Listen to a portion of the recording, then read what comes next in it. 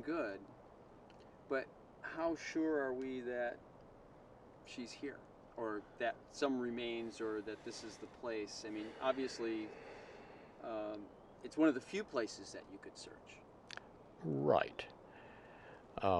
It is one of the few places that we could search, but that wouldn't be sufficient reason to search it. If we really thought that she was somewhere else. That'd be like searching for the dime you lose on C Street on D Street because the light's better. No, we think that the preponderance of evidence points to Earhart having wound up here. The radio signals, the line of position, the bones discoveries, the reports of aircraft wreckage, the things that we've found, the aircraft parts that we've found in the village, all point to this being where she wound up. How sure are we? I couldn't put a number on it. And if somebody goes out tomorrow and finds Earhart's plane on McKean Island or at the bottom of the ocean or in Antarctica or in the Alpha Quadrant, that's fine with me. Our best hypothesis is that this is where she wound up, and all we can do is test that hypothesis.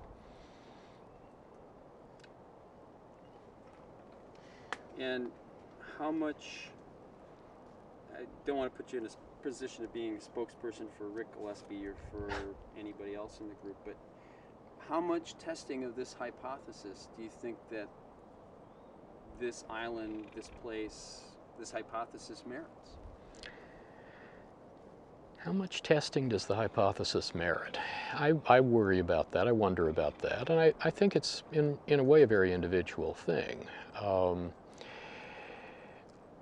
I can imagine myself getting to a point where I just say, oh, to hell with it. But every time I've come close to that point before, something else has popped up that's contributed to my thinking, well, oh, no, there's a real possibility here. And if we don't find, well, you know, it's really a difficult question. It's a difficult question about how much work we ought to do here and when we ought to say enough. Because a lot of the question is based on the any idiot artifact notion, that what we're after here is to find the definitive artifact that will satisfy people like Tom Crouch at the Smithsonian, who has formed his opinion and doesn't read or listen to a thing that anybody has to say that's contrary to his opinion, and will not be convinced by anything except a chunk of the Electra with a part number on it, or something equivalent. Archaeology doesn't usually work that way. We very, very, very seldom come up with any idiot artifacts. And so in any kind of archaeological research, you have the question as to when are we sure that we've got the answer? I mean, it's not just archaeological research, it's anything else. Look at evolution. You know, evolution technically is a theory. It is not a proven fact, and God knows people argue a great deal about whether evolution does or is not the way to account for the way species look today.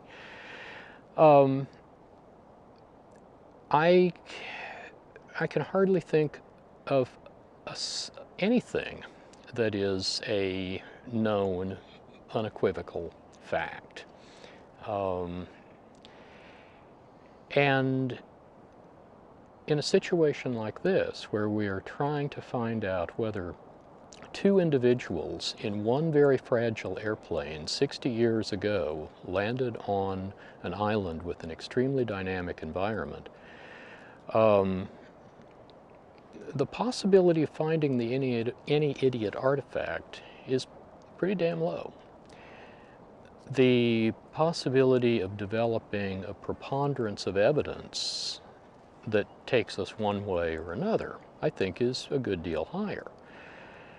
And right now, even if we came away from this expedition with absolutely nothing, the preponderance of evidence, I think, would still point toward Earhart having been here.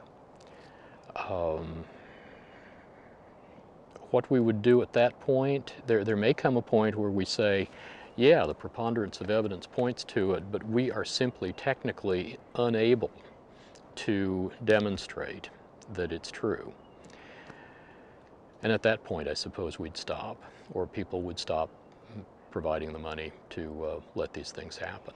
But we're not there yet.